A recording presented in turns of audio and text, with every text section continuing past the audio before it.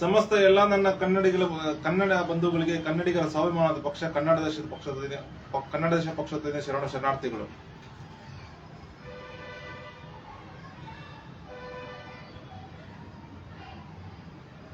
ಕೊಪ್ಪಳ ಜಿಲ್ಲೆಯಲ್ಲಿರುವ ತುಂಗಭದ್ರಾ ಅಣೆಕಟ್ಟು, ಈ ತುಂಗಭದ್ರಾ ಅಣೆಕಟ್ಟು ಬೃಹದಾಕಾರವಾದ ದೊಡ್ಡ ಅಣೆಕಟ್ಟು. ಇದರಲ್ಲಿ 19ನೇ ಬಾಗಿಲು ಒಡೆದೋಗ್ಬಿಟ್ಟಿದೆ. ಹೆಂಗ್ ಒಡೆದೋಯ್ತು, ಹೇಗೆ ಒಡೆದೋಯ್ತು?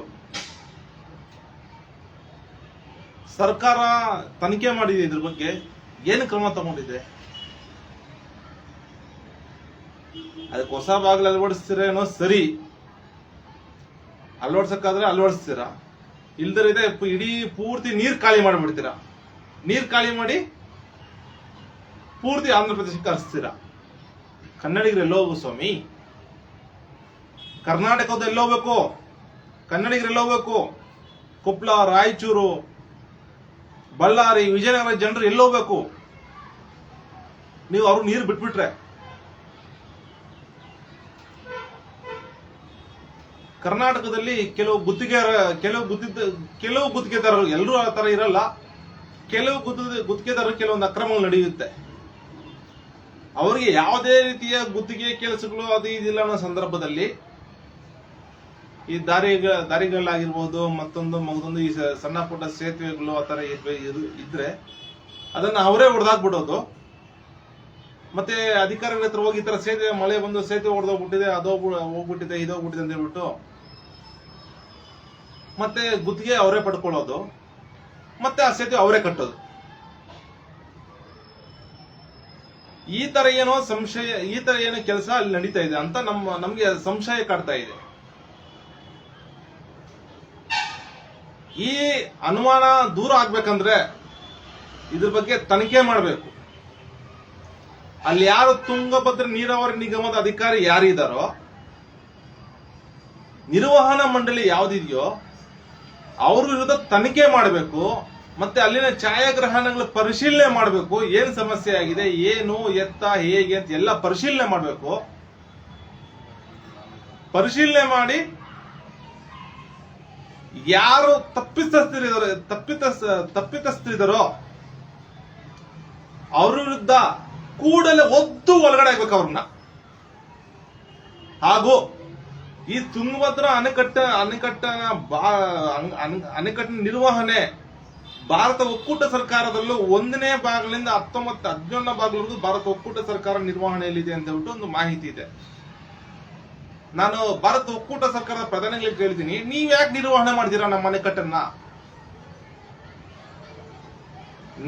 ನೀವು ನಿರ್ವಹಣೆ ಮಾಡಿ ಏನಕ್ಕೆ ಮಾಡ್ತಾರೆ ನಮ್ಗಂತೂ ಗೊತ್ತಾಗ್ತಾ ಇಲ್ಲ. ಆ ಸಾಮರ್ಥ್ಯ ಕರ್ನಾಟಕಕ್ಕೆ ಇಲ್ವಾ?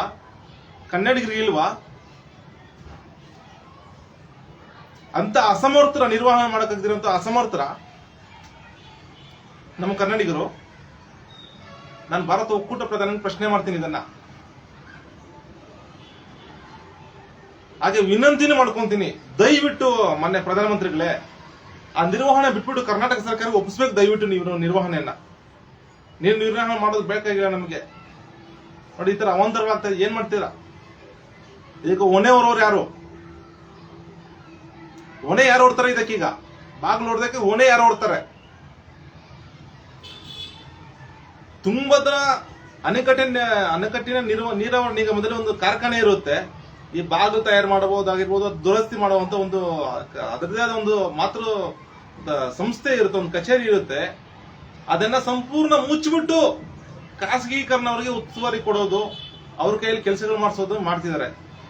ಈ ಷಡ್ಯಂತ್ರದಿಂದ ಹಿಂದೆನವರು ಯಾರು? ಆ ಕಚೇರಿ ಮುಚ್ಚೋದ ಕಾರಣಕರ್ತರು ಯಾರು? ಆ ಅಧಿಕಾರಿ ಯಾರು? ಅವ್ರಿಂದ ಆತರ ಮುಚ್ಚೋದ ಕಾರಣ ಆಗಿರುವಂತ ಅಧಿಕಾರಿ ಯಾರು? ಶಾಸಕರು ಯಾರು? ಮಂತ್ರಿ ಯಾರು? ಇವ್ರ ವಿರುದ್ಧ ತನಿಖೆ ಮಾಡ್ಬೇಕಂತ ಹೇಳ್ಬಿಟ್ಟು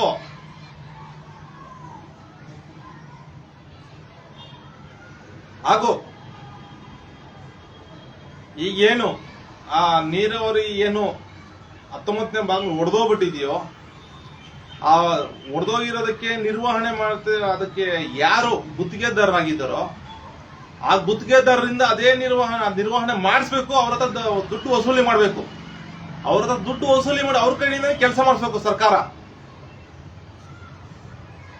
ಹಾಗೂ ಇಡೀ ಕೊಪ್ಪಳ, ರಾಯಚೂರು, ಬಳ್ಳಾರಿ, ವಿಜಯನಗರ ಈ 4 ಜಿಲ್ಲೆಗಳಿಗೆ ಎಷ್ಟು ತುಂಗಭದ್ರಾ ನದಿ ನೀರು ಹರಿಯುತ್ತೋ, ಎಲ್ಲೆಲ್ಲಿ ಕೃಷಿ ಮಾಡ್ತಾರೋ ಬೆಳೆಗಾರರಿಗೆ, ಕೃಷಿಕರಿಗೆ ಒಬ್ಬೊಬ್ಬ ರೈತರಿಗೂ 55,000 ಪರಿಹಾರ ಕೊಡ್ಬೇಕಂತ ಹೇಳ್ಬಿಟ್ಟು ನಮ್ಮ ಪಕ್ಷದಿಂದ ಸರ್ಕಾರಕ್ಕೆ ಒತ್ತಾಯ ಮಾಡ್ತಾ ಇದ್ದೀವಿ.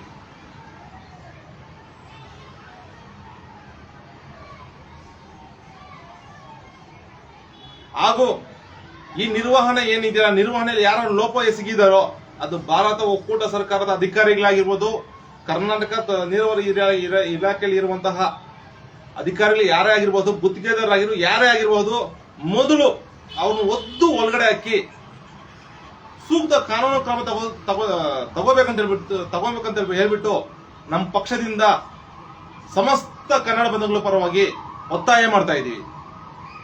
ಜೈ ಕನ್ನಡಾಂಬೆ, ಜೈ ಕನ್ನಡ ಧರ್ಮ, ಜೈ ಕನ್ನಡ ದೇಶ. ಶರಣು ಶರಣಾರ್ಥಿಗಳು.